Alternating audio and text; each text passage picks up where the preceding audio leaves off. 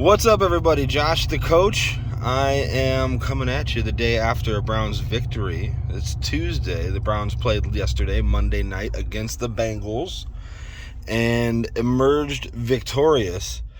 And going into that game, I posted a video saying that if the Bengals exploited the Browns defense, that would be Joe Woods' last game.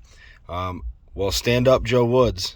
You answered the call, and I'm saying, and I give all the credit to you, Joe Woods, and that's big coming from me, considering I've been calling for your job since last season, okay? But when it came down to it, when I believe that your job was on the line, you answered the call. And the reason why I say it's you and not, the player's execution or something that was different this game versus the other defensive performances is because it was noticeably a more complex scheme. I posted a video and had other posts talking about how basic Joe Woods' defense was and had been, with the lack of line stunts, the lack of zone blitzes, run blitzes. And I'm telling you, last night that was not the case. Last night, people were flying from all over the place. The Bengals didn't know where to go. Part of the success, I'm sure, had to do with the Bengals' just abysmal offensive line. That helps cure a lot of defensive struggles. But schematically, Joe Woods, your defense was top tier last night, and I wish we would have been doing that the entire season, because our offense and Stefanskis' offense did what it always does. It's efficient and it puts up points. After this week of games, I haven't done the research yet, but after this week of games, the Browns' offense will still be in that top 5 range under Kevin Stefanski. The difference between this game and the games that we've lost is that the defense showed up.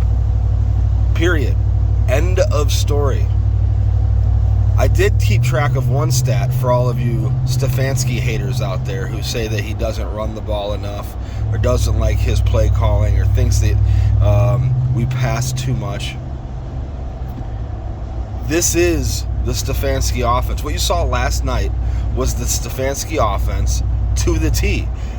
If you take away the last 2 Cleveland drives when they were trying to salt the game away, where they were 70% run, the offense that built up that score of 32 to 13 was exactly the offense that Kevin Stefanski said that he would do when he got hired.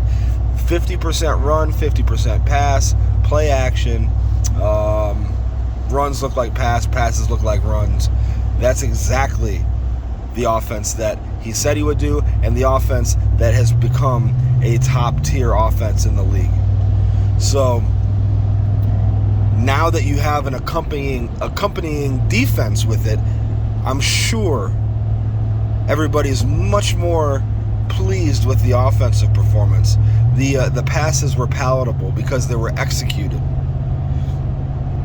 A lot of people have the benefit of hindsight going into this game, talking about how he should pass less and run more, and in certain situations when he passed the ball, he should have ran the ball. Easy to do after the play's been called. But now, hopefully, you can see that this is the blueprint and what the Browns should have been doing all year. Remember, coming into this season, there was question marks about Jacoby Brissett and whether or not the offense was going to be able to keep pace. The expectation was that if the Browns were going to have a chance at a postseason run, that the defense would have to keep us in games long enough for Deshaun Watson to come back and right the ship on offense. Up until today, or I should say yesterday, the defense has been a detriment to the Cleveland Browns. What you saw yesterday is what we expected the defense to look like through the first 7 games. So hopefully, and I am hopeful, that this defensive scheme that was put on display last night will become the new normal, and we will get that defense that we were supposed to be counting on. And if you pair that with the offense that's been there all season long, then the Browns do have a chance to win some games before Deshaun Watson comes back. And we do have a chance to make a playoff run. We're 3-5 right now, but the division leader is only 5-3. We still play them one more time. We have 2 division wins against the Steelers and the Bengals. The hope is not all lost by any means. Now, yesterday wasn't without a little bit of... It wasn't perfect, let's put it that way. Cade York had another blocked field goal. And I'm going to have to go back and look at both of the blocked field goals, the one from this week and the one from last week, and see what the scoop is, to see whether or not it's Cade York's launch angle, or if it's something going on the offensive line. I'm inclined to believe that it's actually on Cade York, because he wants to hit everything. He wants to kick every ball 80 yards. So when you do that and you have that kind of launch angle, you're kicking it lower than it needs to be, especially when you have a 45-yarder or a 50-yarder. He's got enough leg where he can get that ball up in the air a little bit more and still have plenty of leg to make the field goal. He does have a cannon of a leg, though, man. I mean, he had the field goal that he did make last night was about a 50-yarder, maybe a little bit more. I think it was 52, maybe. I'm not sure. But that thing would have been good from 70. I mean, he's got a cannon on his right leg. That, and probably more pressing of a imperfection, I should say, is the fact that the Browns once again played the worst defense that they played in the fourth quarter. So had the Browns and Stefanskis offense not put up 32 points,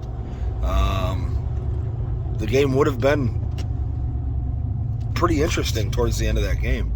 The Bengals scored 14 points in the fourth quarter.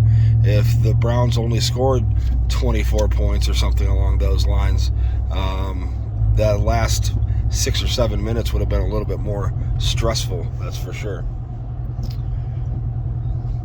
Enough with the bad, though. It's all good. Browns win against the Bengals. The Browns own the state of Ohio. I'm sorry if you're a Bengals fan, but you are Kentucky's team.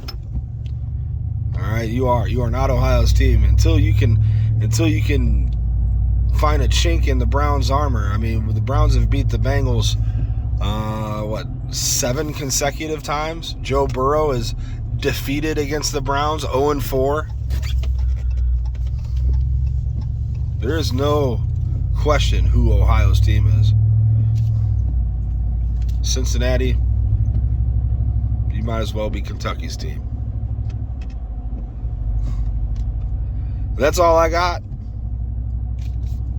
Peace out. Have a good one. I'll come back with you after the trade deadline. Kareem Hunt is likely to be traded. I think his performance yesterday increased his trade value to the point where the Browns are going to get an offer that they're not going to be able to refuse. And don't think that means that the Browns have given up on the season or anything like that. The fact of the matter is, you have Kareem Hunt for 9 more games. That's it. He's not coming back next year. It's not possible. He is going to go somewhere where he can be the lead back. In free agency, he has the ability and the right to do that. We have no right to force him into a contract here. And I believe that somebody is going to pay him to be their lead back. So you have Kareem Hunt for 9 more games. If you can trade Kareem Hunt in exchange for 9 games of service, get a second or a third round pick, then that's just smart business acumen. I mean, that's what you need to do. and they were asking for a 4th-round pick. I think everybody in the league is who needs a running back is going to offer a 4th-round pick after last night's performance right before the trade deadline. So I think they could squeeze a 3rd, maybe even a 2nd out of it. We'll see. All right. Talk to you later. Bye.